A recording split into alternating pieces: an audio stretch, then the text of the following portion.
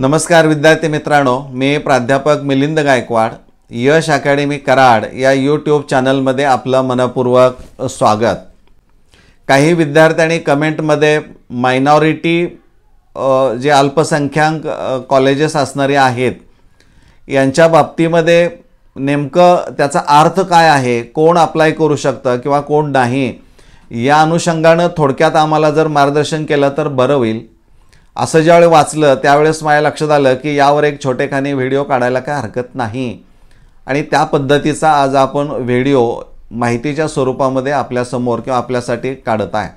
अल्पसंख्याकचा अर्थ नेमका काय, तर इंग्रजीमध्ये त्याला आपण म्हणतो मायनॉरिटी, पण शब्दशः अर्थ पाहिला अल्प म्हणजे कमी, संख्या संख्येनं कमी असणारे। मग आता अल्पसंख्याकमध्ये कुणाकुणाचा समावेश होतो, तर यामध्ये मुस्लिम असतील, बुद्धिस्ट असतील, ख्रिश्चन असतील, जैन असतील, शीख असतील आणि पारशी असतील। हे जे काय 6 रिलिजन असणार आहेत, हे समुदाय असणार आहेत, यांच्या विद्यार्थ्यांना तिथं प्रवेश मिळू शकतो। पण यासाठी शासनानं तिथं 50% त्यांचा जो काही एकूण इनटेक असणार आहे त्याच्या 50% जागा राखीव या 6 समुदायांसाठी ठेवलेल्या आहेत। उदाहरणार्थ जैन समुदायाचं एखादी संस्था आणि त्यांचं कॉलेज असेल तर तिथं 50% आरक्षण हे या 6 समुदायासाठी असेल।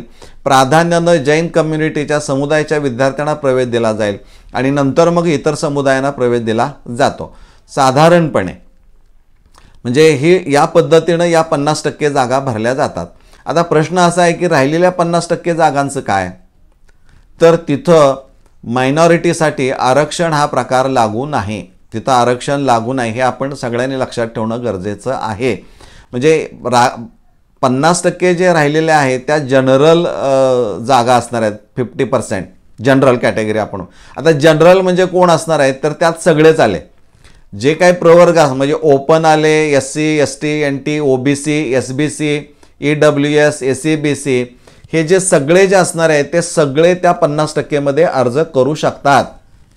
आता या 50% मध्ये सगळे अर्ज करू शकतात, पण यासाठी दुसरा क्रायटेरिया काय असणार आहे की जो मुख्य म्हणून विचार घेतला तो आरक्षण लागू नाही। या समुदायाच्या विद्यार्थ्यांना तिथं 50% जागावर प्रवेश दिला जातो, पण त्यासाठी गुणवत्तेचाच फक्त विचार केला जातो। म्हणजे तिथं गुणवत्तेनुसारच प्रवेश असणार आहे। म्हणजे अशा कॉलेजेसच्या बाबतीमध्ये म्हणजे मायनॉरिटी कॉलेजेस जे असणारे आहेत तिथं या समुदायाच्या विद्यार्थ्यांना गुणवत्तेच्या आधारे प्रवेश दिला जातो, हे आपण पहिल्यांदा लक्षात घ्या। म्हणजे तिथलं मेरिट हे निश्चितच काय असणार आहे, जास्त असणार आहे। पण बऱ्याच वेळा असं होतं की मायनॉरिटी असल्यामुळं आपण तिकडं कशाला प्रवेश घ्यायचा म्हणून बरेचसे विद्यार्थी त्या कॉलेजेसचा विचार करत नाही आहेत, पण त्याचा परिणाम असा होतो की तिथं कदाचित मेरिट ते कमी पण लागू शकतं। त्यामुळं विद्यार्थी मित्रांनो, आपण ज्यावेळी अशा कॉलेजेसचा स्ट्रीम कोड काढून तुम्ही जनरल कॅटेगरीसाठी किंवा जनरलसाठी काय मेरिट आहे याचा आपण अभ्यास करू शकतो, कारण तिथं इतर कॅटेगरींचा रिझर्वेशन कॅटेगरी जे असणारे आहेत त्यांचा तिथं उल्लेख अजिबात केलेला असणार नाही। त्यामुळे जनरलचं जे काय मेरिट लागलं असणार आहे तेच तिथं तुम्हाला फक्त पाहायला मिळेल। त्यावरून मग तुमचं जे काही गुणवत्ता असणार आहे म्हणजे मार्क्स असणार आहेत त्याच्याशी कंपेअर करून तुम्ही अर्ज करू शकता। म्हणजे हे आपण लक्षात घेणं गरजेचं आहे। यासाठी जी काही प्रोसिजर तीच असणार आहे, फक्त apply for quota options part 2 जो असणार आहे तो तुम्हाला भरावा लागतो। म्हणजे जे विद्यार्थी कॅपमधून पण प्रवेश मागतायत ते कोटामधून सुद्धा प्रवेश मागू शकतात। आता मायनॉरिटीच्या बाबतीमध्ये एक थोडंसं मध्ये काही माननीय हायकोर्टच्या माध्यमातून काही निर्णय बदललेले आहेत आणि त्यामुळं मध्ये असं ऐकायला मिळालं की या 50% ज्या जागा पहिल्या दुसऱ्या फेरीमध्ये ज्या काही शिल्लक राहणार आहेत भरून, त्या राहिलेल्या जागा ह्या कॅपकडं प्रत्यार्पित करा म्हणजे सरेंडर करा असं एक परिपत्रक होतं। परंतु पुन्हा त्यांनी असं म्हटलेलं आहे की ते ऐच्छिक ठेवलेलं आहे।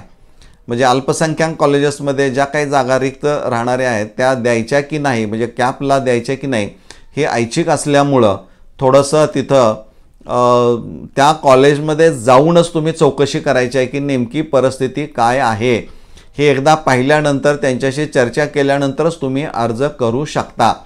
म्हणजे जे राहिलेल्या 50% जे क्लेम करू पाहतायत, अर्ज भरू पाहतायत, त्यांनी समक्ष जाऊन तुम्ही भेट घ्या, चर्चा करा आणि मग त्या चर्चेतून, कारण ऑनलाईन तुम्हाला कुठे डेटा यांचा उपलब्ध दिसणार नाही, त्यामुळं कॉलेजेसमध्येच जावं लागेल आणि तिथं गेल्यानंतरच तुम्हाला सगळ्या गोष्टी, म्हणजे तुमचं मेरिट तुम्हाला पाहिजे असेल तर अर्ज केला तर मेरिट लिस्ट तिथंच जाऊन तुम्हाला सगळं बघावं लागणार आहे. त्यामुळं मायनॉरिटीच्या बाबतीमध्ये आपण या पद्धतीनं अर्ज करू शकता, तुम्हाला कोणतीही अडचण येत नाही.